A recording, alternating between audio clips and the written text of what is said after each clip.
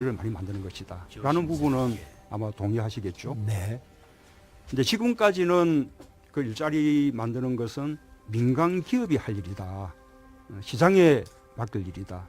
그래서 정부는 그 민간 기업들이 더 많은 투자를 하도록 지원하거나 또는 뭐 법인세를 깎아주거나 이런 식의 지원책을 펼쳐왔는데 이제는 민간에만 맡겨두어서는 더 이상 일자리가 늘어나지 않는다. 오히려 좋은 일자리가 줄어들고 있다. 이런 이제 현실에 대해서는 역시 또 동의하시죠. 네. 그래서 이제는 공공 부분에서 일자리 창출에 좀 더 적극적인 역할을 해야 된다. 라는 부분에 대해서 동의하시겠죠. 네, 그렇습니다. 그런데 처음에는 제가 이제 그렇게 해서 공공 분야 일자리를 많이 늘리겠다라고 한 것에 대해서 약간 비판적인 말씀을 하셨어요. 일자리를 시장에 맡겨야 한다. 국민 세금 걷어서 뭐 이렇게 공무원 숫자 늘리고 할 일이 아니다. 이런 식으로 말씀을 하셨다가 일자리 정책을 홈페이지에 밝힌 내용을 보면 역시 이제 공공 부분에서 일자리를 많이 늘려야 한다라고 여기서 이제 그렇게 인정을 하셨거든요. 이 부분은 좀 정리가 되신 겁니까? 제가 말씀드려도 되겠습니까? 여러분들 제가 말씀드려도 됩니까? 예. 우선 일자리 창출에 일자리 지금 현재 청년 실업과 일자리 부족의 문제를 저는 첫 번째로 이렇게 봅니다. 일자리 개수도 좀 부족하지만 일자리가 너무 양극화되어 있습니다. 가고 싶은 일자리가 대기업과 서울 일부에만 있습니다. 지방에는 아무도 안 합니다. 현재 있는 일자리가 모두 가고 싶은 일자리로 만들기 위한 우리의 적극적 정책이 필요하다는 것을 저는 지적하고 싶었습니다. 두 번째로 81만 개의 공공분야 일자리라고 얘기했는데 말씀하셨는데 그 공공분야의 일자리가 현재 우리의 이 일자리와 청년의 일자리에 대안으로서 그걸 내놓는 것은 공공분야의 일자리만으로서 그것을 일자리 대책이라고 얘기하면 위험하다는 것을 지적한 겁니다.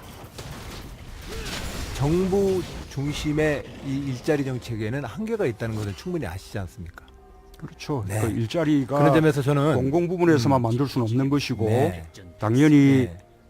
벤처 창업을 통해서 중소기업 지원을 통해서 또 4차 산업혁명을 통해서 당연히 민간에서 많이 만들어야죠. 그러나 지금까지는 민간 부분에서 일자리 만들기가 싫다고 있으니 공공이 좀 더 주도적인 역할을 해서 마중물 역할을 해야겠다. 제가 문제 제기하는 것은 두 가지 이야기죠. 지점입니다. 저는 후보님이 기억을 제 문제 제기를 좀 정확하게 말씀을 좀 드리고 싶어서 일단 첫 번째는 현재 있는 일자리를 모두에게 가고 싶어하기 위한 일자리의 이 양극화, 중소기업과 대기업, 비정규직과 임금 소득의 양극화 문제를 풀기 위한 어떤 노력을 해서 현재 있는 일자리 자체가 모두 가고 싶은 일자리를 하기 위한 정책이 가장 적극적 일자리 정책이다. 이 말씀을 강조하고 싶었고요. 두 번째로는 공공 분야의 일자리 속에서는 예를 들면 우리가 돌봄 서비스라든지 사회적 공공 서비스 분야에서 우리가 일자리가 많이 필요합니다.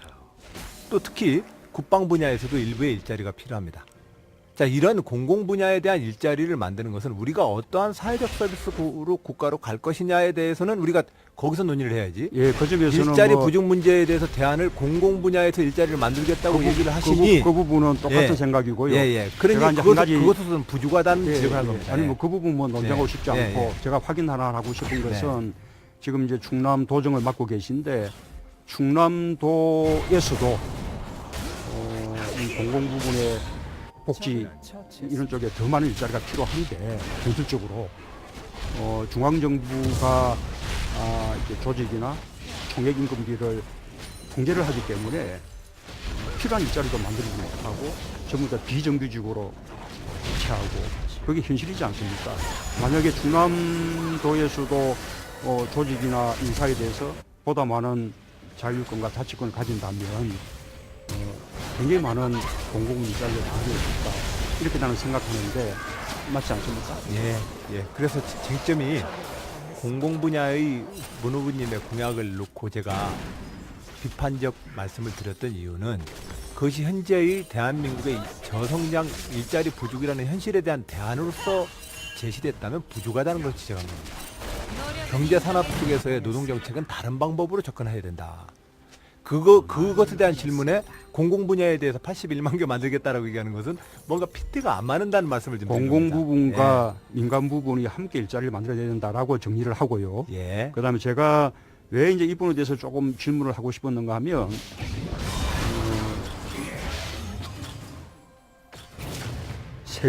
국민 세금 걷어서 그렇게 뭐 공공부문 일자리 늘리는 것이 그게 무슨 대책이 되겠냐 이렇게 말씀을 하셨어요. 그런데 지금 박근혜 정부에서도 왜냐하면 고용 부분 예산이 합계 72조 원쯤 됩니다. 우리가 민간 기업의 일자리를 늘리기 위해서 맞으면 고용 창출에 대해서는 세금 감면을 해준다든지, 그 다음에 또 중소기업이나 영세기업에 대해서는 사대보험 지원을 해준다든지 이런 부분들은 결국은 다 일자리를 위해서 세금이 투입되는 것이죠. 일자리 세금으로 이렇게 사용해야 될 가장 중요한 그 항목이 어디 일자리 만드는 것이라고 그렇게 생각하지 않습니까?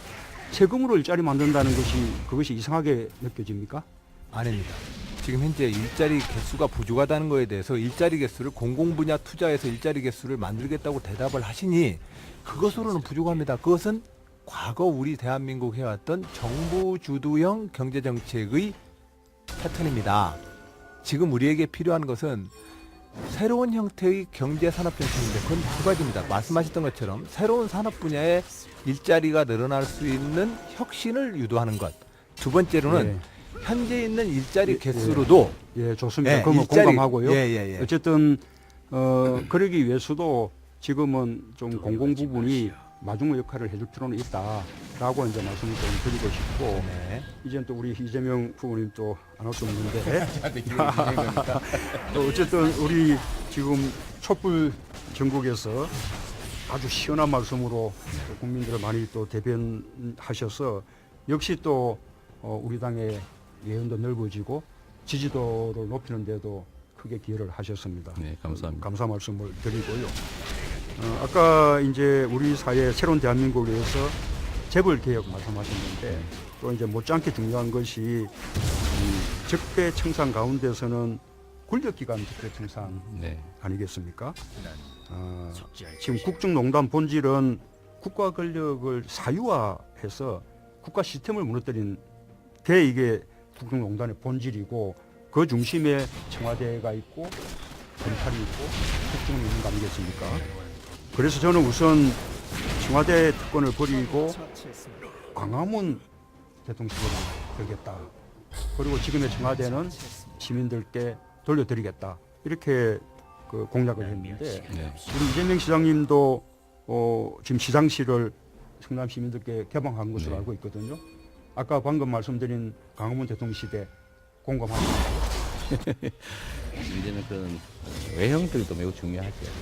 실제로 국민들이 권력을 두려워하지 않고 또 국민들의 의사가 제대로 반영되는 권력 행사가 이루어져야 됩니다. 그 점에서 100% 동의하고요. 제가 좀 딴 얘기로 아까 일자리 예산 말씀하셨죠. 저는 일자리 뭐 100만 개도 좋은데 그 예산 80만 개 만들려면 1인당 3천만 원만 잡아도 24조 원인데 법인세 증세 없이 어떻게 그걸 할 수 있는지 정말로 신통할 제가 공공 부분에서 81만 개 일자리 만들겠다 했는데 그 가운데 공무원에 해당하는 것은 17만 개쯤 돼요. 그러면 거기에 소요되는 예산은 21조 원쯤 됩니다. 임기 중에. 그래서 해마다 4조 2천억 정도면 해결된다는 말씀을 드리고 싶고, 그것도 공무원 초임으로 계산한 것이 아니라 공무원 5년차 7급 5봉 또 경찰 경사 5봉으로 계산한 것이라는 말씀을 드리고요. 아까 말씀하신 대로 기본소득 보장 28조에 그 토지 배당 또 15조, 43조. 저는 그런 돈 같으면 기본소득 보장도 좋지만 일자리 만들어내면 국민들의 소득이 절로 일자리도 저희가 별도로 만들 거고요.